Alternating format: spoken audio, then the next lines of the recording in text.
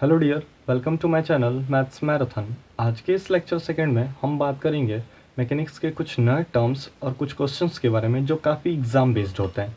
जैसा कि आप जानते हैं कि लेक्चर फर्स्ट में हमने मैकेनिक्स के इंट्रो पार्ट को डील किया था और इसमें हम बात करेंगे कुछ मैकेनिक्स के नए टर्म्स के बारे में।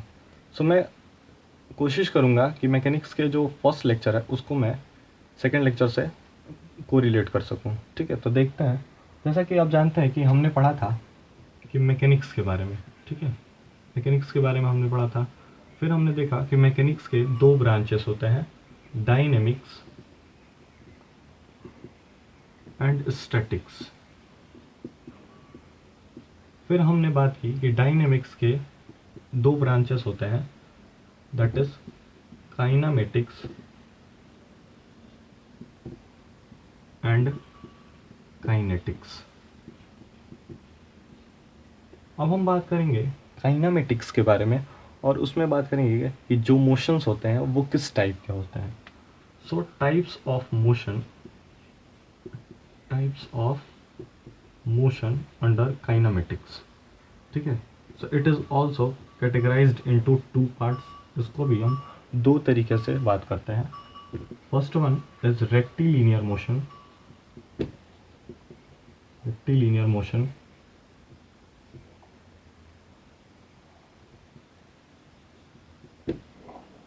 and second one is motion in plane.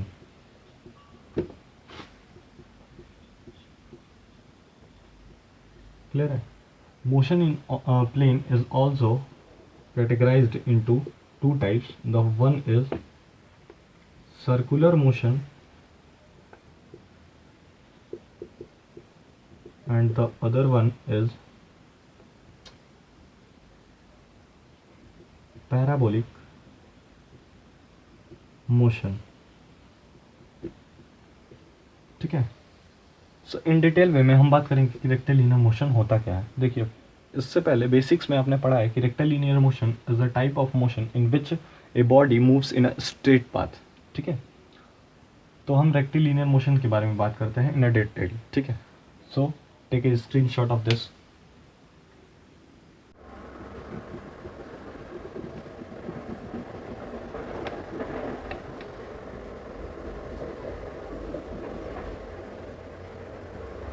तो देखते हैं रेक्टिलिनियर मोशन के अंडर में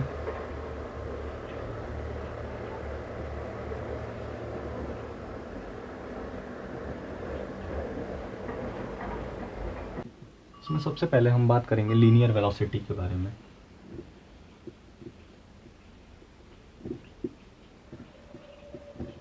linear velocity is denoted by small v।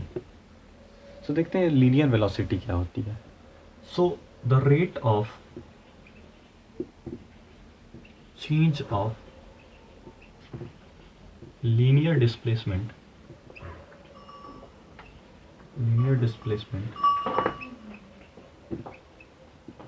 is called linear velocity। ठीक है, फिगरली समझते हैं। सो लेट कर लेते हैं कि एक पार्टिकल है कोई जो वो एक अलोंग क्या कर रहा है, मूव कर रहा है। ठीक है, सपोज करते हैं कोई पॉइंट P है। ठीक है, जस्ट जहाँ की जो डिस्प्लेसमेंट है वो x है with respect to time t। ठीक है, टाइम t के रिस्पेक्ट में लेट कर लेते हैं कि Q कोई ऐसा पॉइंट है जिसके बीच में काफ़ी कम डिस्टेंस है, जिसको हम लोग डेल एक्स से ले लेते हैं। ठीक है, और सपोज कर लेते हैं कि इसने डेल्टा टी टाइम लिया होगा। ठीक है, तो Q पॉइंट पे जो हमारा टाइम होगा वो होगा टी प्लस डेल्टा टी और डिस्प्लेसमेंट जो होगा वो होगा x plus delta x. Is my point clear? ठीक है, तो देखते हैं कि P पॉइंट पे इसकी वेलोसिटी कितनी होगी। So rate of change of displacement change in displacement at time delta t is equal to change in time, which is equal to t plus delta t minus t। which is also equal to the change in displacement, that is x plus delta x minus, so देखते हैं rate of change of displacement is equal to del x by del t. Clear है? So the velocity of body at point P is equal to limit del t approaches to 0 del x by del t, which is equal to v, which implies that equal to v equals to dx by dt, dx by dt, which can be represented as x dot. So this is our formula for the velocity, which is equal to dx by dt, which can also be expressed as x dot.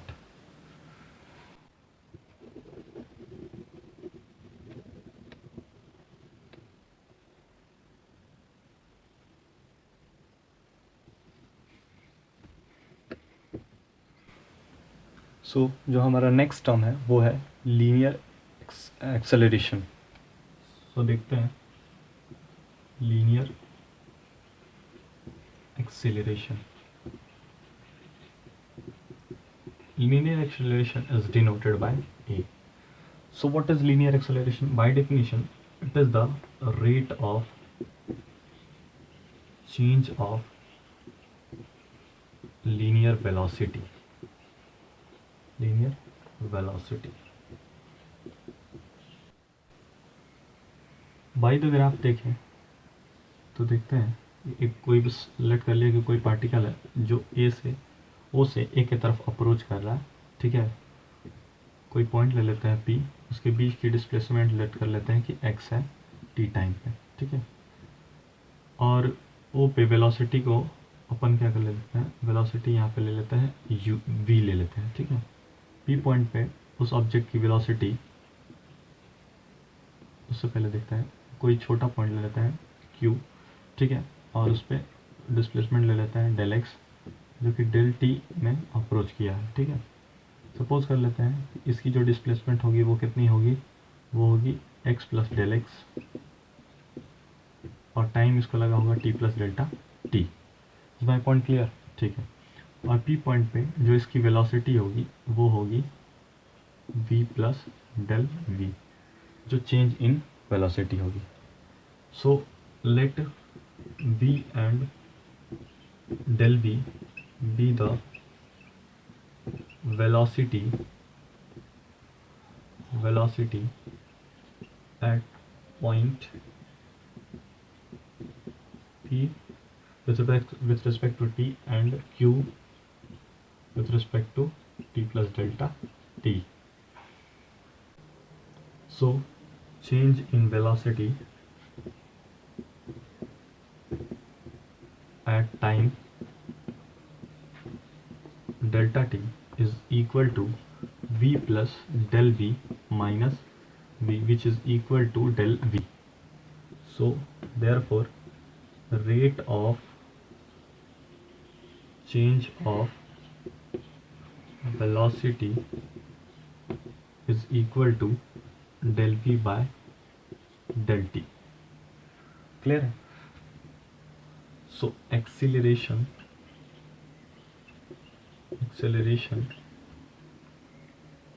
at point P is expressed as the limit delta t approaches to 0 del v by del t. So it implies that acceleration is equal to dv by dt, which is equal to v dot. So this is formula for the acceleration. Now we know that v is equal to dx by dt. So from there we can write it d by dt into dx by dt. which is equal to d2x by dt square, which is as equal to x double dot. So acceleration is also equal to d2x by dt square, which is equal to x double dot. Now we can also change something in this expression. What? So acceleration is equal to dv by dt. So now multiply it by dx by, and also divide by dx. So after rearranging them, we will get dy by dx into dx by dt. So it can be represented as dv by dx into dx by dt is equal to what? V. Clear? V. V.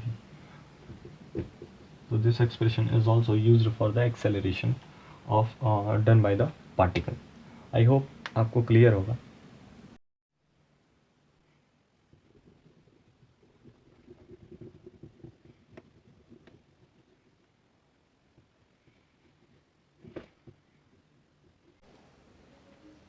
ना students देखते हैं हम mechanics के question. ठीक है. सो मैं question लिख लेता हूँ.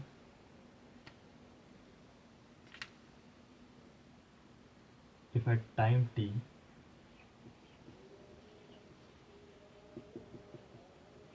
if at time t displacement the displacement x of a particle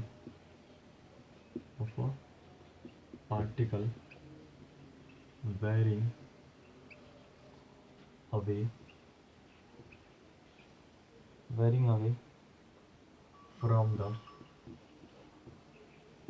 from the origin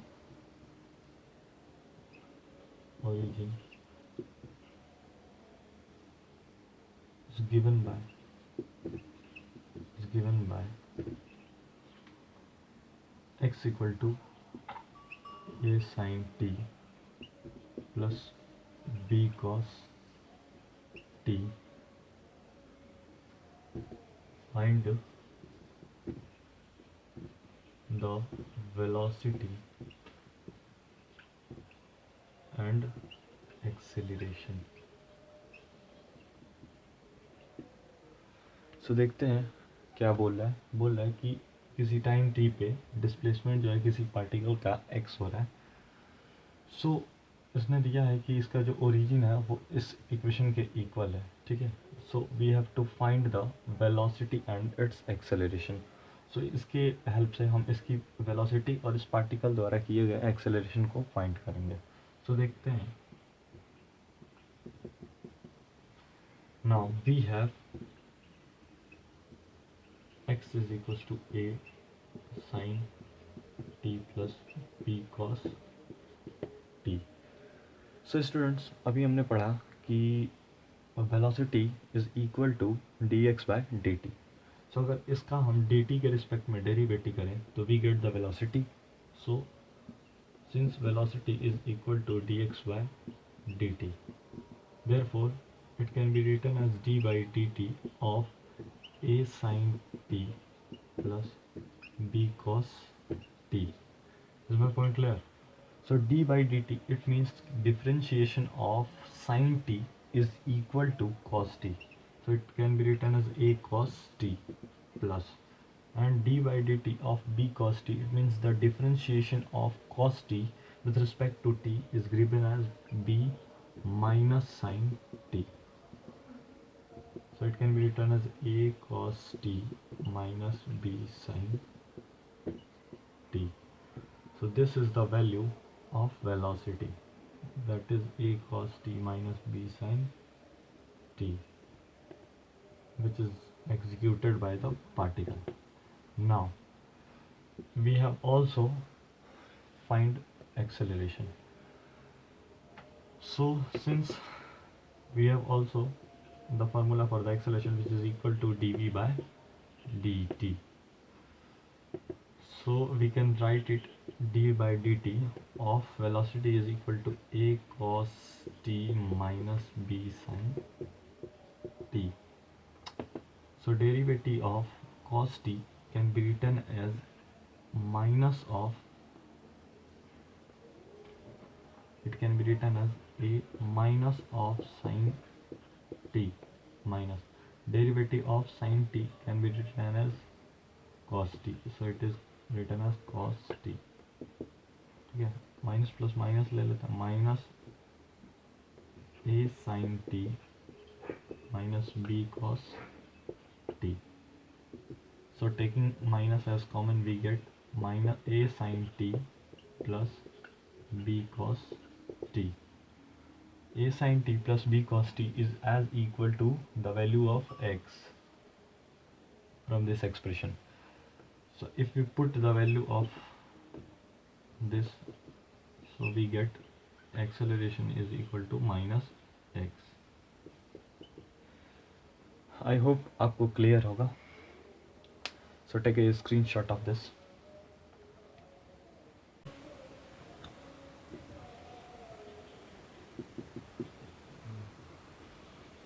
The law of motion in straight line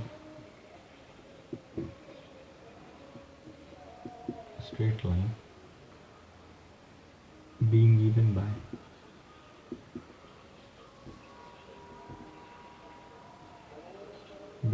by s equals to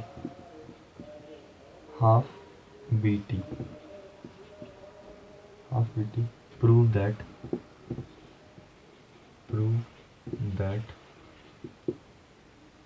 the acceleration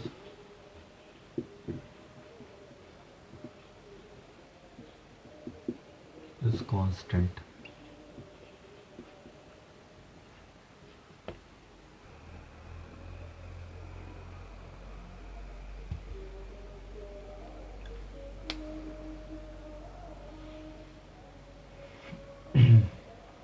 समझते हैं क्वेश्चन को. सो बोल रहा है कि जो लॉ ऑफ मोशन होता है स्ट्रेट लाइन के, उसको हम देते हैं कैसे, s equals to half of v t से. सो हमको प्रूफ करना है कि इसका एक्सेलरेशन जो होगा क्या होगा, कांस्टेंट होगा. समझते हैं. देखिए जैसा कि हम जानते हैं कि न्यूटन्स थॉर्ड होता है जो, वो कैसा होता है, वो होता है v square equal to u square plus 2a_s, in which s denotes displacement traveled by the body. ठीक है. सो यहाँ पे s जो है वो क्या है, डिस्प्लेसमेंट है. So we have s equals to half of v t. Now we know that we also know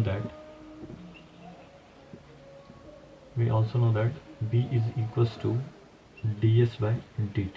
यहाँ पे क्योंकि s जो है डिस्प्लेसमेंट का काम कर रहा है, तो हम b इक्वल्स टू क्या लिख सकते हैं, ds by dt. इस b को हम इसमें पुट करेंगे तो ये हो जाएगा s equal to half of ds by dt. Clear students.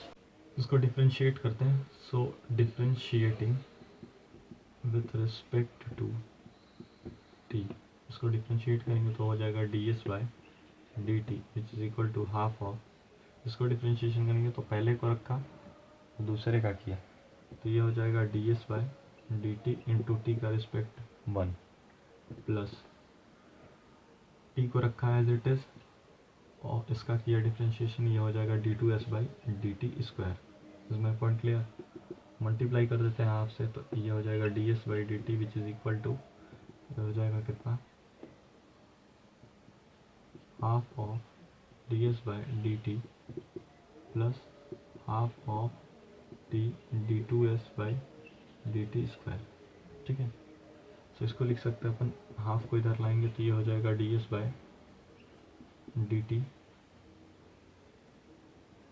by dt minus half of ds by dt which is equal to half of d2s by dt square. ठीक है. सो इसको कर लेते हैं ds by dt को common लेते हैं तो ये हो जाएगा कितना 1 minus half which is equal to half of t d two s by d t square. आ रही बात समझ में स्टूडेंट्स? तो इसको लिख सकते हैं हम लोग D s by d T, और 1 माइनस हाफ कितना हो जाएगा हाफ, तो इसको हम लोग लिख सकते हैं half d s by d t which is equal to t d two s by d t square. Half half will be cancel out, we get ts by dt which is equal to d2s by dt square into t। अब देखिए इधर हमको ds by dt मिल चुका है, but हम जानते हैं कि एक्सेलरेशन जो होता है वो किसके इक्वल होता है, acceleration is equal to dv by dt, और we can also say that it is equal to d2s by dt square. ये इतना फाइंड करना होगा हमको, क्लियर है? सो देखते हैं, और इतना हमको क्या प्रूफ करना है, कांस्टेंट प्रूफ करना है, दैट इज कोई भी ज़ीरो प्रूफ कर देंगे तो वो कांस्टेंट हो जाएगा, ठीक है? सो देखते हैं, इसको फिर से करते हैं डिफरेंशिएशन। तो अगेन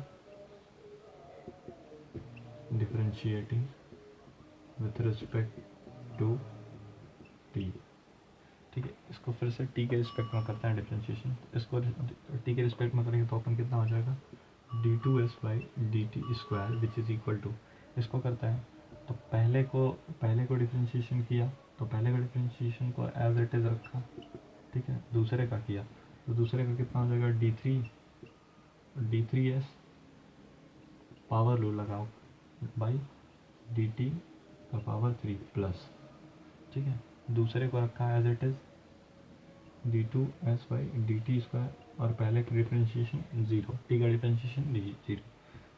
सो ये हो जाएगा d two s by d t square which is equal to, इसमें अपन क्या कर लेते हैं कि इसको d two s by d t square को क्या करते हैं, इधर लाते हैं, ठीक है? तो ये minus d two s by d t square which is equal to, ये हो जाएगा t d to the power 3 s by d t cube, ठीक है? इसको हम लोग ये लिख सकते हैं क्या, t d t d three s by d t का power 3 which is equal to, ये कितना हो जाएगा ज़ीरो, टी को उधर ले जाएंगे तो ये हो जाएगा d to the power 3 s by d t cube which is equal to zero.